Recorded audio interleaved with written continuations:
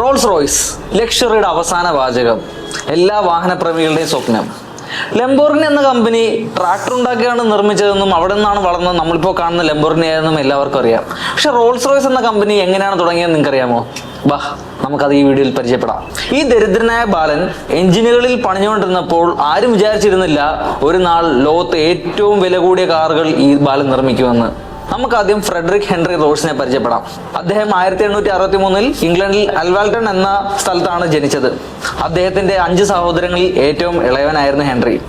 അദ്ദേഹത്തിന്റെ മാതാപിതാക്കൾ ജെയിംസും മേരിയും ഒരു ഫ്ലവർ മിൽ നടത്തുകയായിരുന്നു. ജെയിംസ് അദ്ദേഹത്തിന്റെ പിതാവിന്റെ പാത പിന്തുടർന്നാണ് ഈ ഫ്ലവർ മിൽ ബിസിനസ്സിലേക്ക് എത്തിയത്.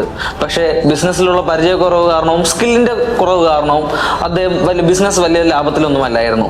പിന്നെ കുറെ വർഷം റോയ്സ് ഫാമിലി വളരെ കഷ്ടതയിലായിരുന്നു. സ്ഥിതിഗതികൾ പിന്നെയും മോശമാകുകയും 1867 റോയ്സ് ഫാമിലി ലണ്ടനിലേക്ക് കുടിയേറുകയും ചെയ്തു. അപ്പോഴേക്കും നമ്മുടെ 4 വയസ്സുകാരൻ ഹെൻറി അവന്റെ ആദ്യത്തെ തൊഴിൽ ആരംഭിച്ചിരുന്നു. ഒരു പാടത്തിൽ കിളികളെ ഓടിക്കുകയായിരുന്നു അവന്റെ ജോലി. ഒരു ആഴ്ചയിൽ 6 പെന്നിയായിരുന്നു അവന് കിട്ടിയ ആദ്യ ശമ്പളം. 1872 ജെയിംസിന്റെ പിതാവ് മരിക്കുകയും കുടുംബത്തിന്റെ സാമ്പത്തിക സ്ഥിതി പിന്നെയും മോശമാവുകയും ചെയ്തു. അപ്പോഴേക്കും ഹെൻറി ന്യൂസ് പേപ്പറും ടെലിഗ്രാമും ഒക്കെ ഡെലിവർ ചെയ്യുന്ന ഒരു ജോലിയിൽ ഏർപ്പെട്ടിരുന്നു. 15 വയസ്സായപ്പോഴേക്കും ആകെ 1 വർഷത്തിന്റെ സ്കൂൾ പഠനം മാത്രമാണ് ഹെൻറിക്ക് കംപ്ലീറ്റ് ചെയ്യാനായിട്ട് ആയിട്ടുണ്ടായിരുന്നത്. അത് കഴിഞ്ഞ് ഹെൻറി റെയിൽവേയിൽ ഒരു അപ്രന്റീസ് ആയിട്ട് ജോയിൻ ചെയ്തു. ഒരു ഫോർമൽ എഡ്യൂക്കേഷൻ ലഭിച്ചിട്ടില്ലായിരുന്നെങ്കിൽ പോലും ഹെൻറി പഠിക്കാൻ കിട്ടിയിരുന്ന ഒരു അവസരം പോലും പാഴാക്കിയിരുന്നില്ല. അങ്ങനെ ഹെൻറി ഒഴിവു സമയങ്ങളിൽ ആൾജിബ്ര, ഫ്രഞ്ച്, ഇലക്ട്രിക് എഞ്ചിനീയറിംഗ് എന്നിവയെല്ലാം പഠിക്കുന്നുണ്ടായിരുന്നു. അങ്ങനെ 3 വർഷത്തെ ഇന്റേൺഷിപ്പിന് ശേഷം ഹെൻറി ആ ജോലി വിടുകയും കുറച്ചു നാൾ ഒരു ടൂൾസ് ഉണ്ടാക്കുന്ന കമ്പനിയിൽ ജോലി ചെയ്യുകയും ചെയ്തു. അത് കഴിഞ്ഞ് ലണ്ടനിലെ ഇലക്ട്രിക് പവർ ആൻഡ് ലൈറ്റ് കമ്പനിയിൽ ജോലി ചെയ്തു. പിന്നെ അതേ കമ്പനിയിൽ തന്നെ ട്രാൻസ്ഫറായി ലിവർപൂളിലേക്ക് മൂവ് ചെയ്യുകയും ചെയ്തു. പക്ഷെ ഹെൻറിയുടെ ആഗ്രഹം ഒരു ഫുൾ ടൈം എഞ്ചിനീയർ ആകണമെന്നായിരുന്നു. അങ്ങനെ 22 വയസ്സുണ്ടായിരുന്നപ്പോൾ ഹെൻറിയുടെ സുഹൃത്തും എഞ്ചിനീയറുമായ ഏണസ്റ്റ് ക്ലെയർമണ്ടുമായി ചേർന്ന് FH റോയ്സ് ആൻഡ് കമ്പനി എന്നൊരു ബിസിനസ് ആരംഭിച്ചു. പിന്നെ അവർ കുറച്ച് വർഷങ്ങൾ വളരെ കഷ്ടപ്പെടുകയും ഡോർ ബെൽസ്, ഡൈനാമോ തുടങ്ങിയ ഇലക്ട്രിക്കൽ കമ്പോണൻസ് നിർമ്മിക്കുകയും ചെയ്തു. ബിസിനസ് വളരെ നല്ല രീതിയിൽ വളരുകയും 1894 ആയപ്പോഴേക്കും അവർ ക്രെയിൻസ് നിർമ്മിച്ചു തുടങ്ങിയിരുന്നു. അപ്പോഴേക്കും ഹെൻറിയുടെ താല്പര്യം അദ്ദേഹത്തെ മോട്ടോർ കാറുകളിലേക്ക് എത്തിച്ചിരുന്നു. ഈ റോൾസ് റോയ്സ് സ്റ്റോറിയിൽ ഹെൻറി വളരെ വലിയൊരു പങ്ക് വഹിക്കുന്നുണ്ടെന്ന് നമുക്ക് ആ പേരിൽ നിന്ന് തന്നെ മനസ്സിലാക്കാം. പക്ഷെ നമ്മൾ മറക്കാൻ പാടില്ലാത്ത മറ്റൊരു പേരുണ്ട്, അതാണ് Charles Stewart Rolls. 1877 lord and lady ലാംഗ്ടോക്കിന്റെ ഏറ്റവും ഇളയ മകനായിട്ടാണ് ചാൾസ് റോയ്സ് ജനിച്ചത്. വളരെ ചെറുപ്പത്തിൽ തന്നെ എഞ്ചിനീയറിംഗിനോട് താല്പര്യമുണ്ടായിരുന്ന ചാൾസ് റോൾസ് കേംബ്രിഡ്ജിലെ ട്രിനിറ്റി കോളേജിൽ മെക്കാനിക്കൽ എഞ്ചിനീയറിംഗിന് ജോയിൻ ചെയ്തു. എഞ്ചിനുകളോടുള്ള താല്പര്യം കാരണമാകാം ചാൾസ് റോൾസിന് ഒരു ഇരട്ടപ്പേരും ഉണ്ടായിരുന്നു, ഡേർട്ടി റോൾസ്. എഞ്ചിനീയറിംഗിന് പഠിച്ചുകൊണ്ടിരുന്നപ്പോൾ സ്വന്തമായ ഒരു മോട്ടോർ കാർ ഉണ്ടായിരുന്ന ഒരു അണ്ടർ ഗ്രാജുവേറ്റും അദ്ദേഹമായിരുന്നു. 1898 ഗ്രാജുവേഷന് ശേഷം അദ്ദേഹം ഒരു സ്റ്റീം യാച്ചിലും റെയിൽവേയിലും ജോലി അനുഷ്ഠിച്ചിരുന്നു. അദ്ദേഹത്തിന്റെ കൂടുതൽ താല്പര്യം മോട്ടോർ കാറുകളിലും സെയിൽസിലുമായിരുന്നു. അങ്ങനെ പിതാവിന്റെ സഹായത്തോടെ അദ്ദേഹം CS റോൾസ് ആൻഡ് കോ എന്ന പേരിൽ ഒരു കാർ ഡീലർഷിപ്പ് സ്റ്റാർട്ട് ചെയ്തു. പിന്നെ കുറച്ച് വർഷങ്ങൾ അദ്ദേഹം ഫ്രാൻസിൽ നിന്നും ബെൽജിയത്തിൽ നിന്നും ഒക്കെ കാറുകൾ ഇമ്പോർട്ട് ചെയ്താണ് സെയിൽസ് നടത്തിയിരുന്നത്. ആ ഒരു സമയത്ത് തന്നെ അദ്ദേഹത്തിന്റെ സ്പോർട്ടിംഗ് ആക്ടിവിറ്റീസിലേക്കും റേസിംഗിലേക്കും ഏവിയേഷനിലേക്കുമുള്ള ശ്രദ്ധ വളരെയധികം കൂടിയിരുന്നു. അതേസമയം റോയ്സ് അദ്ദേഹത്തിന്റെ FH റോയ്സ് ആൻഡ് കോ എന്ന കമ്പനി നടത്തിക്കൊണ്ടിരിക്കുകയും അതോടൊപ്പം തന്നെ അദ്ദേഹത്തിന് കാറുകളിലേക്കുള്ള താല്പര്യം കൂടുകയും ചെയ്തിരുന്നു. അങ്ങനെ അദ്ദേഹം ഒരു സെക്കൻഡ് ഹാൻഡ് 2 സിലിണ്ടർ കാർ വാങ്ങിക്കുകയും അത് മോഡിഫൈ ചെയ്ത് ഇംപ്രൂവ് ചെയ്യുകയും ചെയ്തിരുന്നു. പക്ഷെ അദ്ദേഹത്തിന് തൃപ്തി ഉണ്ടായില്ല. റോയ്സ് ഒരു പെർഫെക്ഷനിസ്റ്റ് ആയിരുന്നു. അദ്ദേഹത്തിന് എല്ലാ കാര്യത്തിലും പെർഫെക്ഷൻ നിർബന്ധമായിരുന്നു. അങ്ങനെ റോയ്സ് ആ വാങ്ങിയ കാറിൽ കുറെ ഡിഫക്ട്സ് കണ്ടുപിടിക്കുകയും ഒരു പുതിയൊരു കാർ നിർമ്മിക്കണമെന്ന് ആഗ്രഹിക്കുകയും ചെയ്തു. അങ്ങനെ 1904 അദ്ദേഹം സ്വയം ഡിസൈൻ ചെയ്ത് മാനുഫാക്ചർ ചെയ്ത ഒരു കാറുമായി, ഒരു 10 ഹോഴ്സ് പവർ ഉള്ള ഒരു പെട്രോൾ കാറുമായി നിരത്തിലേക്ക് ഇറങ്ങി. അത് ആളുകൾ വളരെയധികം ശ്രദ്ധിക്കുകയും അദ്ദേഹം പിന്നെ ഒരു 2 കാറുകൾ കൂടെ നിർമ്മിക്കുകയും ചെയ്തു. ആ 2 കാറുകളിൽ ഒരു കാർ അദ്ദേഹത്തിന്റെ ബിസിനസ് പാർട്ട്ണറായ ഏണസ്റ്റ് ക്ലെയർമണ്ടിനും മറ്റൊരു കാർ ആ കമ്പനിയിലെ മറ്റൊരു ഷെയർ ഹോൾഡറായ ഹെൻറി എഡ്മണ്ട്സിനുമാണ് നൽകിയത്. ഈ ഹെൻറി എഡ്മണ്ട്സ് ആണ് റോൾസും റോയ്സും മീറ്റ് ചെയ്യാനുള്ള കാരണമാകുന്നത്. ഈ ഹെൻറി എഡ്മണ്ട്സ് FH റോയ്സിലെ ഒരു ഷെയർ ഹോൾഡറും റോൾസിന്റെ സുഹൃത്തുമായിരുന്നു. ഹെൻറി എഡ്മണ്ട്സ് റോയ്സ് നിർമ്മിച്ച കാറിനെ പറ്റി ധാരാളം പുകഴ്ത്തി പറയുണ്ടായി റോൾസിന്റെ അടുത്ത്. അതേസമയം റോൾസ് പുറത്തുനിന്ന് ഇമ്പോർട്ട് ചെയ്ത് വിൽറ്റുകൊണ്ടിരുന്ന കാറിൽ നിരാശനുമായിരുന്നു. അങ്ങനെ ഈ ഹെൻറി എഡ്മണ്ട്സ് ആണ് റോയ്സിനെയും റോൾസിനെയും തമ്മിൽ മീറ്റ് ചെയ്യിപ്പിക്കുന്നത്. അന്ന് അദ്ദേഹം അറിഞ്ഞില്ല ഭാവിയിലെ ഓട്ടോമൊബൈൽ ഇൻഡസ്ട്രിയെ തന്നെ മാറ്റിമറിക്കാൻ പോകുന്ന ഒരു കണ്ടുമുട്ടലാണ് അതെന്ന്. റോൾസിന് കൂടുതൽ താല്പര്യം 3 സിലിണ്ടറും 4 സിലിണ്ടറും വാഹനങ്ങളോടായിരുന്നു. പക്ഷേ റോയ്സ് നിർമ്മിച്ച 2 സിലിണ്ടർ വാഹനം റോൾസിന് വളരെയധികം ഇഷ്ടപ്പെട്ടു. അത് ഓടിച്ചപ്പോൾ തന്നെ റോൾസ് വളരെ സംതൃപ്തനായിരുന്നു. അങ്ങനെ റോയ്സിന്റെ അടുത്ത് പറയുകയാണ്, നിർമ്മിക്കാൻ പറ്റുന്ന അത്രയും വാഹനങ്ങൾ നിർമ്മിച്ചോളൂ, മൊത്തം ഞാൻ വിൽക്കാമെന്ന്.